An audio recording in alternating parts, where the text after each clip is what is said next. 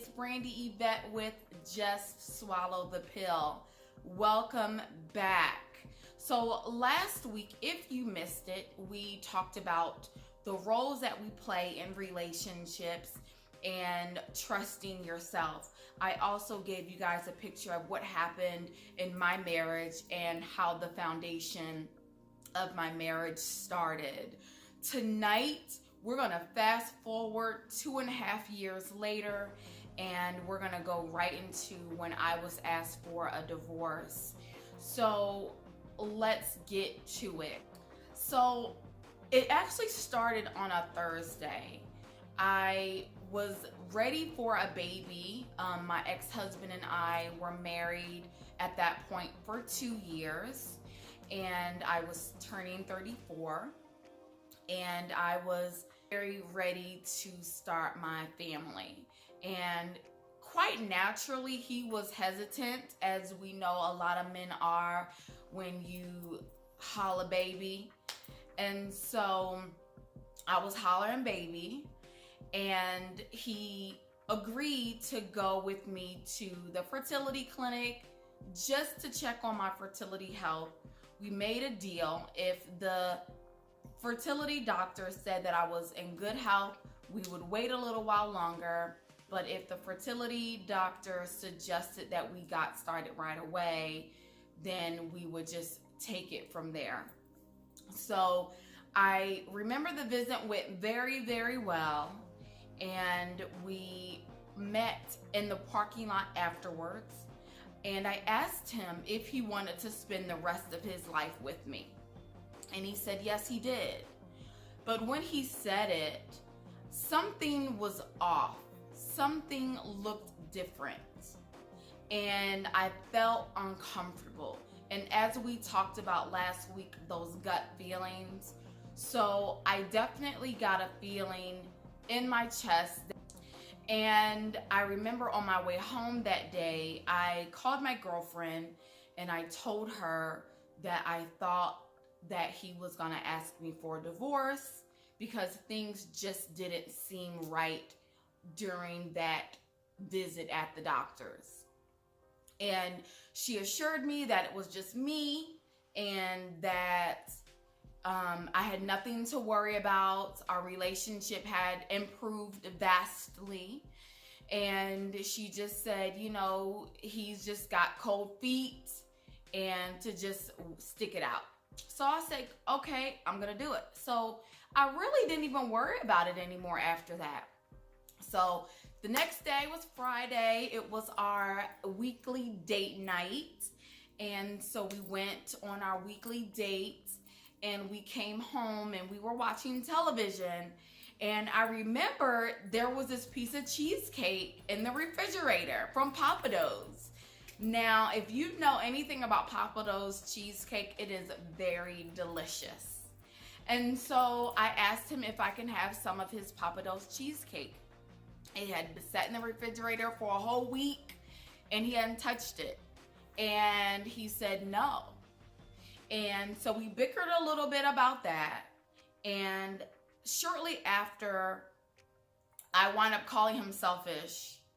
And then he pretty much blurted out, I want a divorce. He said, I can't do this anymore. I want a divorce. I don't want you, and I don't want this. And my first thought was not over some damn cheesecake. So I remember saying to him, oh my goodness, not this again. And he had talked about divorce probably once or twice before in the past. And so because this was over cheesecake, I really did not take him seriously within the first 20 minutes. Then after about 25 minutes, I started to feel like maybe he's not joking. So then I asked him, but yesterday at the fertility clinic, I asked you if you wanted to be with me forever, and you said yes. And he said, I lied. And so at that point, I knew that that was what I saw in the parking lot that day. I remember waking up thinking that it was a dream and that, that I could beg my way out of it. And so I remember getting up and I said, we can talk. Let's talk about this. Let's talk about this. And he said, no, there was nothing that he had to say. And he got dressed and left the house without saying a word to me. So I called our married friends that we typically hung out with consistently, and I hung out with them for the day, and they assured me that he was probably just going through something and that they would talk to us the next day if he'd allow it. And I remember the wife saying, Brandy, if he comes, then that's hope. But if he does not agree to come, then that's when I would worry. And I said, okay. So I wound up going home that evening, and he came home shortly after me, and he didn't say a word to me. He didn't say anything to me. And so I remember going to sleep and woke up. The house was pitch black, and he had left.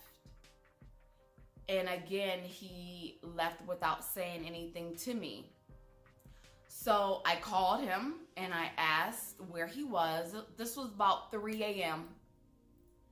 And I called and asked where he was, and he said he had went out to the club and that he was headed back to the club because he lost his wedding band. So I then said, okay, what did you do with it off? Like, why did you even take it off? And he said, we'll talk about it when I get home. So when he got home, I asked him again, why did he take his wedding band off? And he responded by saying, I took my wedding band off because I wanted to talk to another woman. And I put my wedding band in my wallet, but it must have dropped out. And I remember being so heartbroken that 24 hours after you tell me you don't want me anymore, you are at the club talking to another woman. And not only are you talking to another woman, you took off your wedding band and lost it. And so, being who I was at the time, I just sucked it up and I said, okay, well, let's go meet with our couple friends tomorrow and let's talk it out. And he said, I'm gonna agree to go, but I just want to let you know they're not going to change my mind. And so we go to their house, and they first separate us. So I spend time with the wife, and he spends time with the husband. And then afterwards, we prayed, and we then proceeded to have a group discussion. And during the group discussion, my friend's husband says, I've been with you all day. Speaking to my husband. I've been with you all day, and I have not heard you give me one divorce-worthy reason. And the only thing that he could say was, I don't want her anymore. I just don't want her. I just don't want her. And I didn't understand. And that's when the shock started to set in for me. the shock of the seriousness of the situation. I was starting to feel the devastation at that point, because it didn't seem like he had a good reason, but he didn't feel like he felt he had to have a good reason. And I remember thinking, he can't be serious, because I have put up with so much cheating. I've put up with a possible baby on the way. I've put up with an STD. I've put up with countless lies. I've put up with countless inappropriate conversations with women. I've been the most amazing woman for you, to you. You can't be leaving me now, because I've proven to you who I am. How can you not see this? How can you not see me? And so we left that day, and on the car ride home, he starts talking about the disbursement of furniture and how he wanted to separate things. And it still wasn't very clear to me what was happening. Things were happening fast. Just 2 days ago, you said you wanted a divorce. And today, you're trying to disperse furniture. On top of the fact that just last night, you lost your wedding band trying to talk to another woman. I had never felt so alone in my life. I felt like I was disposable. I felt like trash. And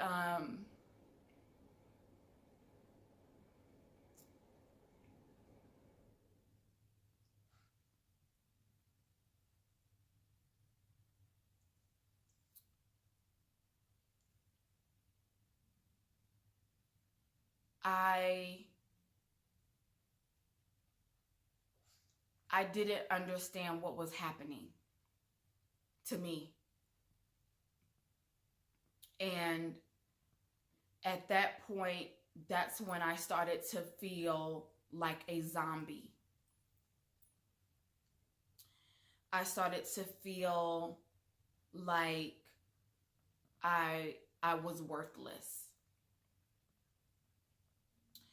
And at the same time, I still had hope that he was just going through something and that he would snap out of it. We are going to stop right there. That will conclude part 1.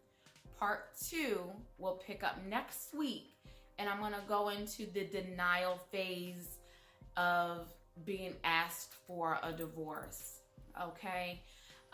If you have not already done so, please subscribe. I don't want you to miss that. Comment below. I would love to hear your thoughts. And if you would like to take more of a personal approach, you can email me at thedifficultpill@gmail.com. And don't forget to follow me on Instagram at BrandyYvette. Thank you for watching, and don't forget, your crown is not on your head, it's in your soul. We'll see you next Wednesday.